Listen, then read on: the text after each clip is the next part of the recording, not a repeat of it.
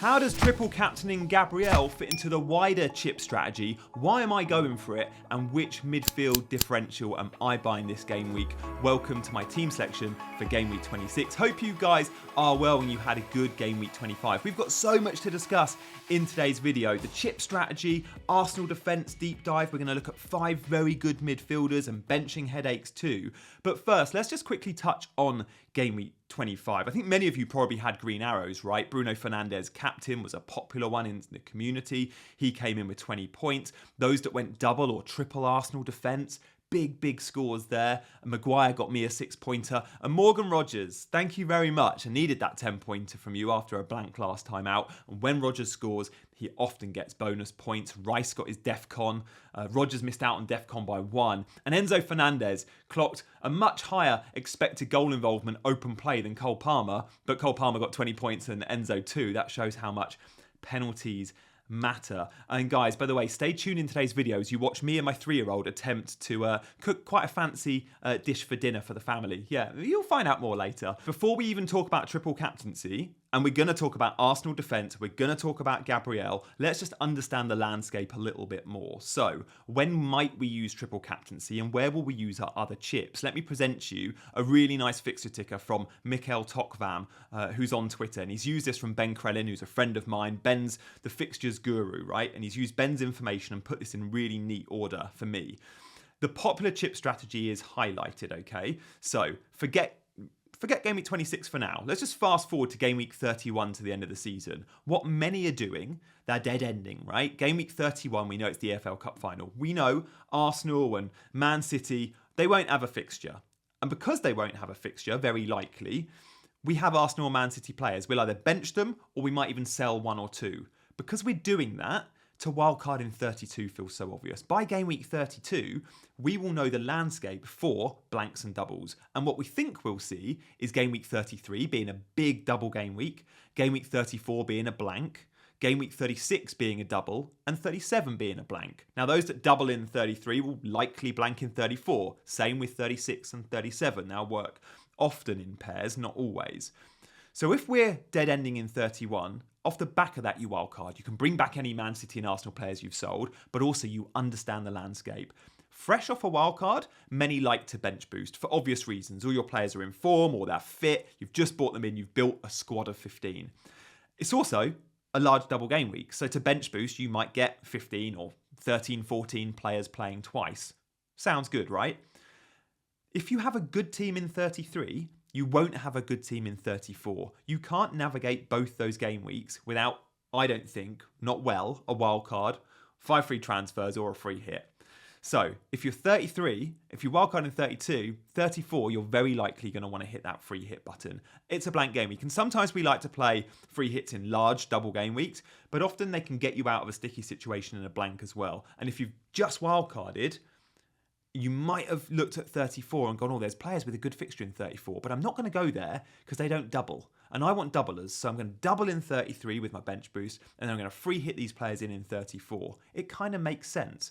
But we will also see a double game week in 36 and a blank in 37, but we'll have some free transfers by then, we hope. And also, we won't see as many fixtures. It's projected, you can see at the bottom there, the sum. 27 for 33, 24 for 36 in terms of teams playing effectively with the doubles. So the template chip strategy is there for a reason. It feels the most optimal. It feels sensible. If we're going with that, and I am going for that, and that's not to say you should, and many of you won't, but many of you will, then where do we triple captain? Well, of course, we want to triple captain in a double game week. So we could triple captain in game week 33. But fresh off a wild card, I think we'll want a bench boost then. The other obvious one is 36. I've put a question mark there. In 36, we will probably get double game weeks for the likes of Man City, right? It could be Brentford and Burnley for Man City. Liverpool could have Chelsea Villa. Villa could have Burnley Liverpool. They're just 3. The most likely with a double in 36 is City, as you can see there. 1.74 fixtures highlighted in green. If they get the double, Erling Haaland sounds great. But is Erling Haaland going to be fit? Is he going to be in form? Are Man City going to be focusing on the league, or will there be other cup distractions, Champions League, for example? You can't guarantee 180 minutes. That's my concern with 36 and a player like Haaland. Let's go to 26 and talk more about Gabriel, shall we? Feels like that's the most obvious place to start. So, when we're talking about Gabriel, first let's look at Arsenal defence and then let's focus on Gabriel as an individual asset. So, Arsenal expected goals conceded. I tweeted this. Just taking the last 5 games, they are such a good defence, guys. I do the Sunday debrief, right? Many of you will watch on YouTube the Sunday debrief. And when I do that, you'll notice I always show the XG plots. And it's a common theme. We see teams that play Arsenal don't have many shots. The shot maps are rubbish. The XG plots are rubbish. And it was when they went away to Leeds in game week 24, I was like, oh, 0.15. That is so impressive. Going to Ellen Road, they're a dangerous team, Leeds at home. Not when they played Arsenal, they weren't. The same, like they had entertained Sunderland at the weekend, 0.19 XG. They didn't have a sniff. You're not going to score with 0.15 or 0.19. Now, against Man United, they actually conceded 3 goals.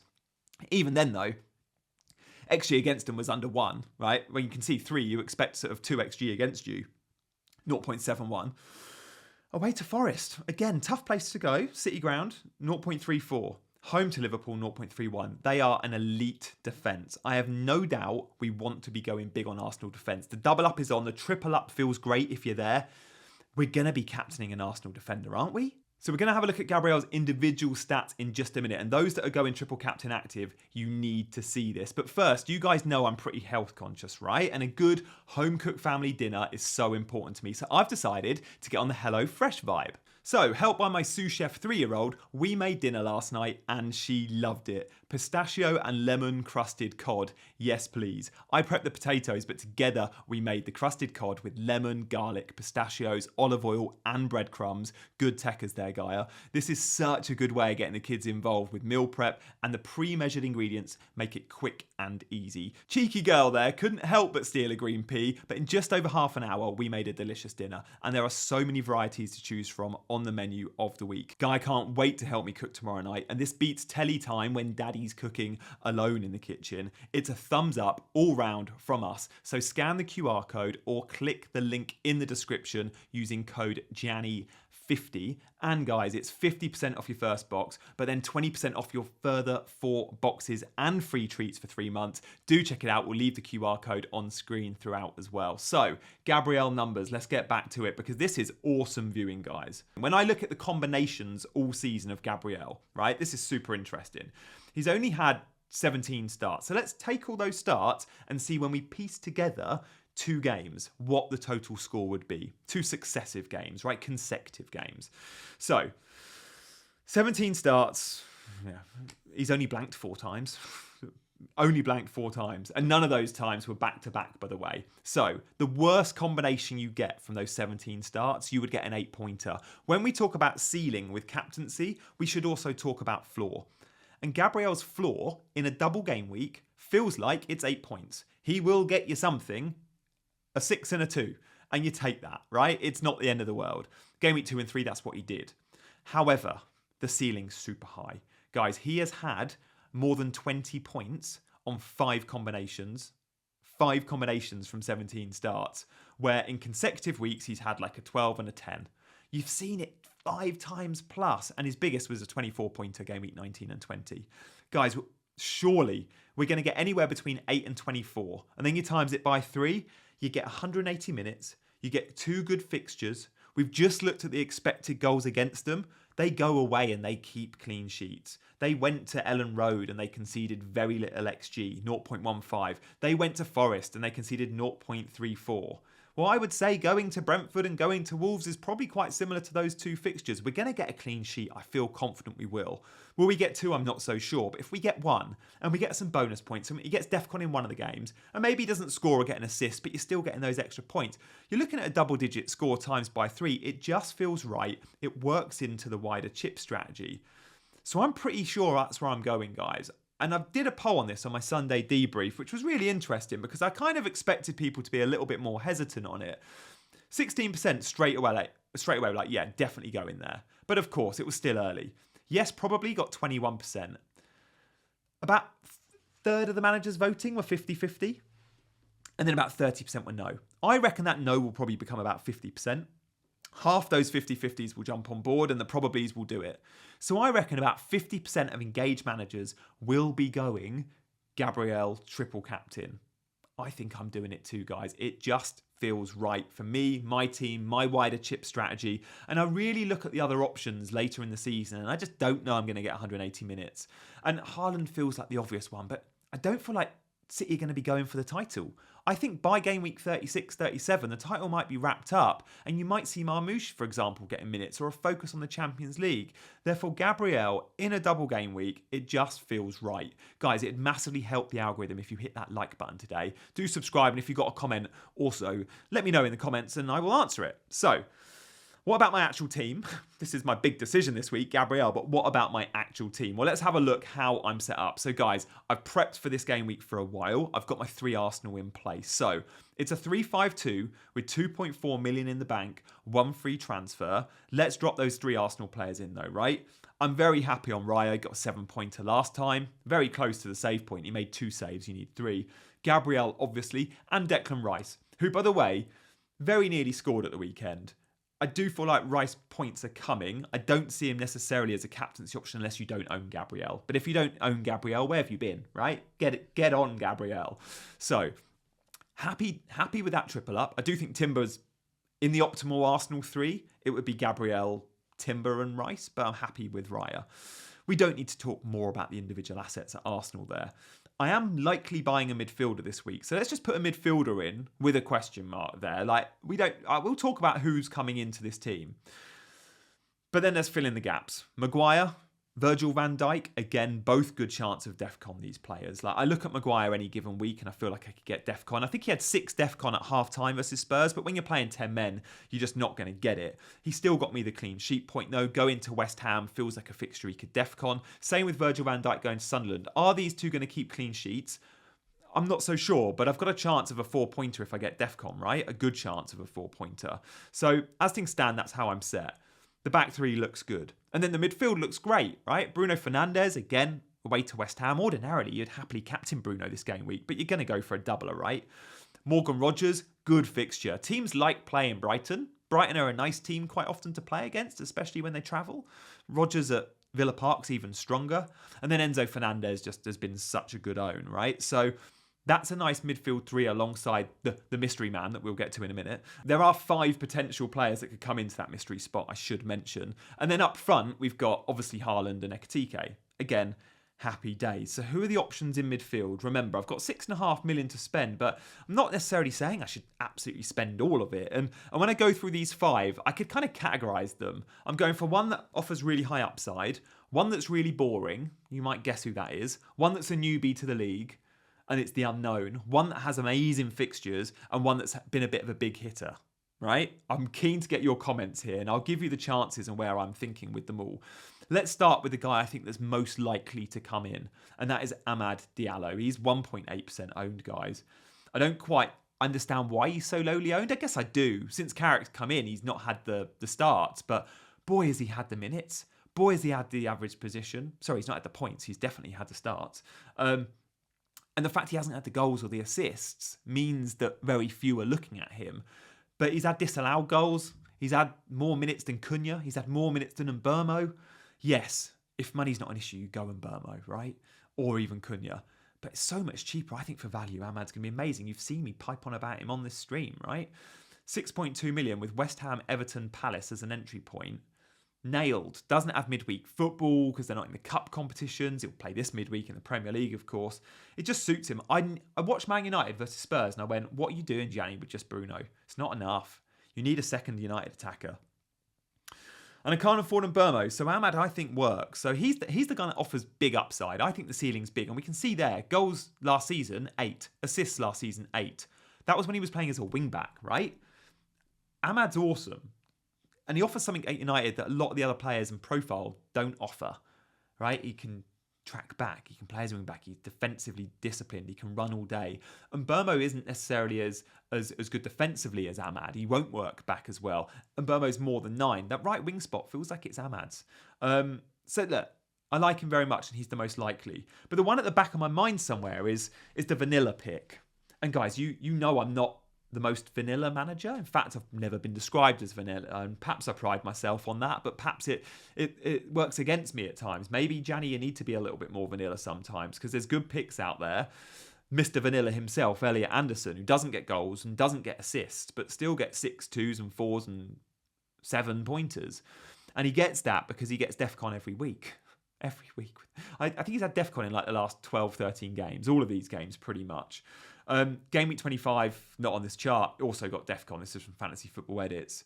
He got a 4-pointer then. He gets 90. He sometimes gets bonus DEFCON without a goal involvement, like he did against Crystal Palace. Just a sleeper set and forget, 5.3 million. This is sensible. Like, there's be a lot of games when Ahmad just gets 1s and 2s. And yes, Ahmad might spike a 10 or 12. But consistently, if I'm going to have this pick for 10 game weeks, over 10 game weeks, who's going to get the most points? From all of these options, probably Anderson. My big question to myself needs to be, how long is this guy in my team? If it's a long-term pick, Anderson. But knowing I'm wildcarding in only a handful of weeks, and maybe I just go for the spike and go for the upside, I don't think I'm going to go Vanilla and Elliot Anderson. And then there's a newbie that also offers me the spike. Bournemouth's Rayan. They paid 30 million for this 19-year-old. He's direct. He played on the right-hand side. He can play up front. He's got an eye for goal. They used him so much against Aston Villa. Just kept giving him the ball. And he takes on and rinsed Luka Dean for the goal. Toe pump finish. Bad defending, but great goal. He came close with a header from a set piece. Everton, West Ham, Sunderland are good fixtures. Bournemouth are a team that always attack and score goals. The Brazilian chemistry with Evan Nilsson looks like it's there. A real exciting pick, and again cheap, 5.5 million. Could I go Rayan? It's definitely an option. And then it's Ismaila Sarr. Like, I love Ismaila Sarr. I've owned him this season. He's just a brilliant player for Crystal Palace. My problem is trust issues in Palace. We've watched them over the last couple of months, and when we take their last couple of months, we haven't seen many wins at all, many draws either, and we certainly haven't necessarily seen good form by the team. When you announce that you're leaving, Glasner, doesn't look good. When you lose your captain, Gahey went. Mateta, pretty much, we know he's going, he wants to go. Left out on Sunday. But the fixtures, Burnley at home, Wolves at home, makes me really want Sarr in my team. I could go Sarr. And then I could even look at this and go, forget about midfielders, Gianni. Do you look at Munoz, right? Leeds at home as well. A Palace defender is something I could consider. But let's just carry on midfielders. I love Burnley, Wolves, Leeds. I would say at the moment, Sarr's my second most likely. He's got the fixtures, and I really like 3 of those 5. And remember, home fixtures for Palace matter. They're very good at Selhurst Park, but also Ismaila Sarr's got the ceiling. He could even be on pens. Let's see what Strand Larsen says about that. And then it's the guy that's been the big hit of this season. I owned him before he got his hamstring injury, Dewsbury Hall. 12, 13, 16 and 13. He has hauled on 4 occasions, and he's 4.9 million. I just don't ever feel Everton are going to score many goals, but if they do, goal and assist at the weekend. He takes corners. He's got a chance at DEFCON. He always bonuses when he returns. I like this option very much, but I don't think I go there. Guys, as things stand, in conclusion, I think I'm between Ahmad and Sarr. I think I'm between those two. They're just over 6 million. But let's drop Ahmad in, shall we? A 3-5-2 with Ahmad looks fun, but it does cause a little benching dilemma, doesn't it? It does cause a little benching dilemma. So guys, this is option 1. 3-5-2 with Ahmad, O'Reilly and Mukiele, both with home fixtures on the bench. By the way, guys, thank you for liking it. Massively boosts the algorithm. And you'll notice the HelloFresh QR code on screen. Give it a go if you fancy it. Option 1 I like. And I really feel like I need double United midfield. And then there's option 2. Option 2 is roll the transfer. It's go 4-4-2. It's obviously Lewis Miley, hide him on the bench with Mark Guiu. I'd have Mukiele probably first sub, because it's a tough fixture for Mukiele. Mukiele's at home, but it's Liverpool. And I'd start O'Reilly. Let's hope he starts. And I'd go 4-4-2. That's option 2. And then option 3, I've got loads of money in the bank. Do I just sell O'Reilly? I know I don't want O'Reilly long term. Like, he doesn't play, remembering that I'm dead ending in 31. He doesn't play. I could just go and sell O'Reilly to Daniel Munoz. Option 3. Daniel Munoz comes in and it's the defender transfer. I think the midfield transfer is my likely scenario. But I'm keen to know your thoughts on that one, guys. Daniel Munoz offers something that very few defenders in the game offer. And I look at Daniel Munoz, and I started the season with him, and I wildcarded him out in game week 7 or 6, and then he went on an unbelievable run. He's a player that can hurt you, and he's fairly differential right now. Guys, time for a conclusion, and I want to give you my take on percentage chance that I make the decisions that I've discussed in this video. Not only around transfers, but let's start with triple captaincy, right? I feel like the more I've spoken about it, the more research I've done, the more likely I am to do this, right? I think on Sunday it was like 60% likely to go Gabriel. Now I really feel like I'm 90% of the way there. I'll obviously lock it in on my Tuesday deadline stream, but do I think I triple captain Gabriel? Absolutely, yeah, I think I will. When you look at the wider chip strategy, it works. But when you look at the player data and the team data for defense, and I've presented all of this in this video, it just makes sense for my chip strategy and my team anyway. And I think it will for many of you guys. If you're with me, let me know in the comment, and do hit that like button if you've enjoyed the video, guys. Thank you for subscribing and liking and all your support as always. But then we've got the options around my transfer. Option 1 is to go Ahmad or Sarr, but go a midfielder transfer. And I think that's the most likely for me. I'd say I'm 50% likely to do that. Option 2 is to roll, and I'm like 25% there. And option 3 is the Daniel Munoz route, which also feels about 25%. If you've enjoyed the video, show some love, and I will see you on my Tuesday deadline stream very, very soon. Bye-bye.